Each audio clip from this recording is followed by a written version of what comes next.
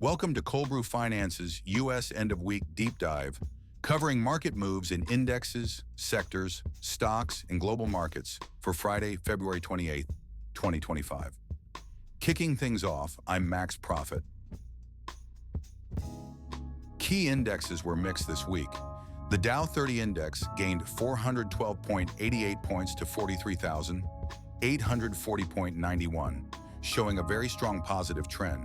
The Nasdaq Composite fell 676.72 to 18,847.28, down 3.4% with strong downward volatility. The S&P 500 declined 58.62 to 5,954.50. Market breadth shows significant weakness in the Nasdaq Composite, with decliners outnumbering advancers by more than 2-1 this week. The Russell 2000 showed similar weakness with 1,331 declines versus 588 advances.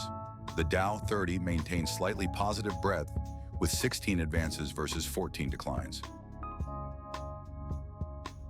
Weekly returns highlight the Nasdaq's sharp decline of -3.47%, while the Dow bucked the trend with a positive return of 0.95%.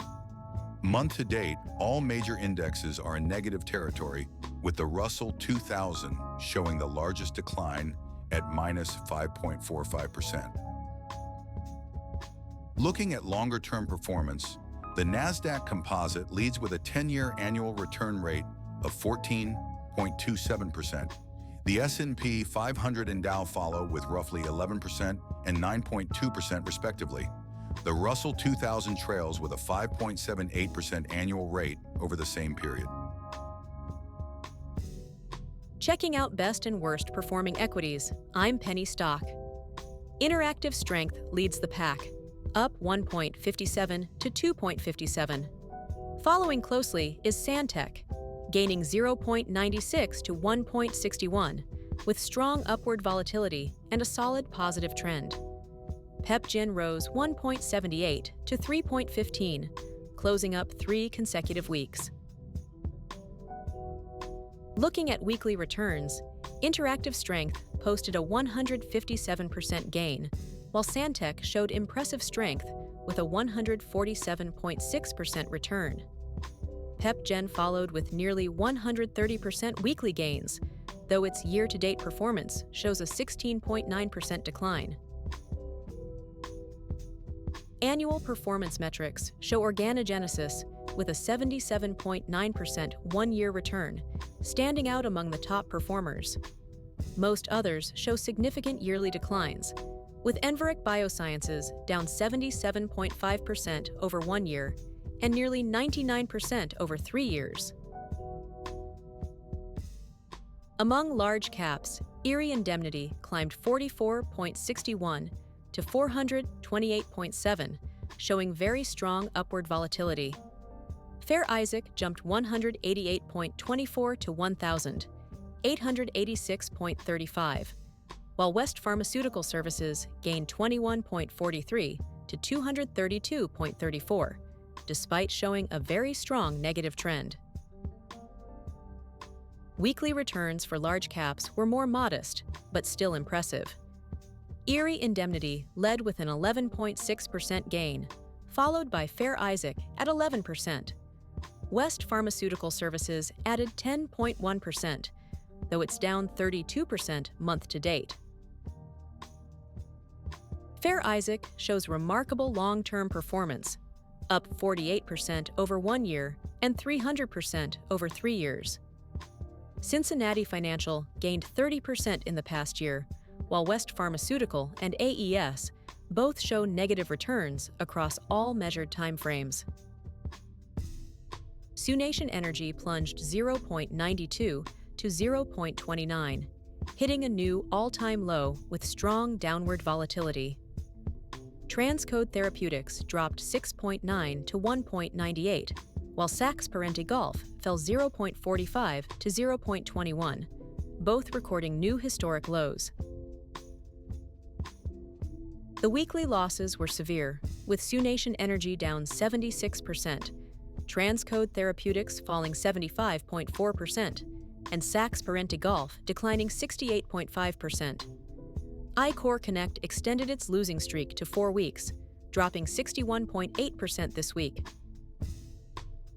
Among the worst performers, SUNation Energy plunged 76% to 0.29, hitting a new all-time low. TransCode Therapeutics tumbled 75.4% to 1.98, while Saks Parente Golf dropped 68.5% to 0.21.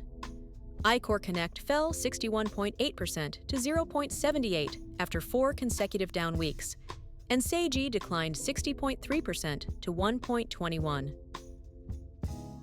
Supermicrocomputer led big cap declines, dropping 26% to 41.46. Teleflex hit a new one-year low, falling 24.4% to 132.75. NetApp shed 19.8% to 99.81, while Viatris touched a new yearly low at 9.23, down 17.9%. Sempra showed strong downward volatility, declining 17.8% to 71.57. Weekly performance metrics show Supermicrocomputer's stark contrast, down 26% for the week, but up 45% month-to-date. Teleflex struggled across timeframes, falling 24% weekly and 26% month-to-date. NetApp, Viatris, and Sempra all posted weekly declines near 18-20%. Looking at longer-term returns, Supermicrocomputer shows remarkable volatility, down 49% year-over-year, but up 954% over 3 years.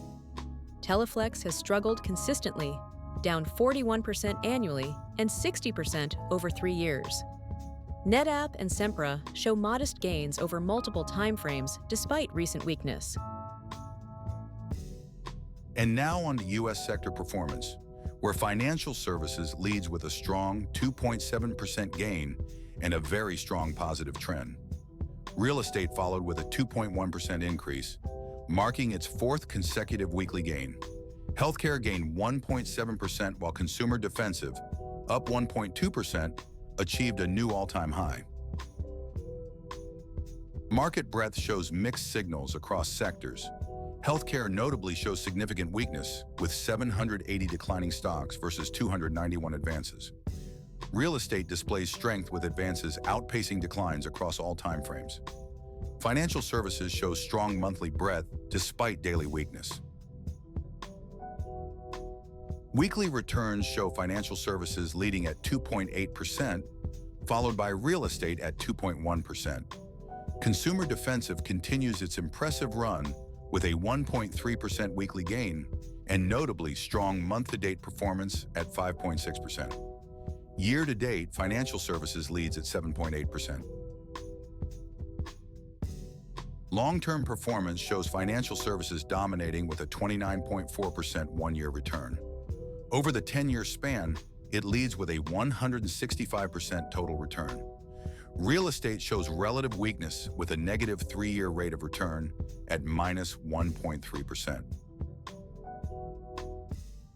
Erie Indemnity surged 11.6% amid very strong upward volatility. Cincinnati Financial jumped 9.3%, while American International gained 8.2% to reach a new all-time high.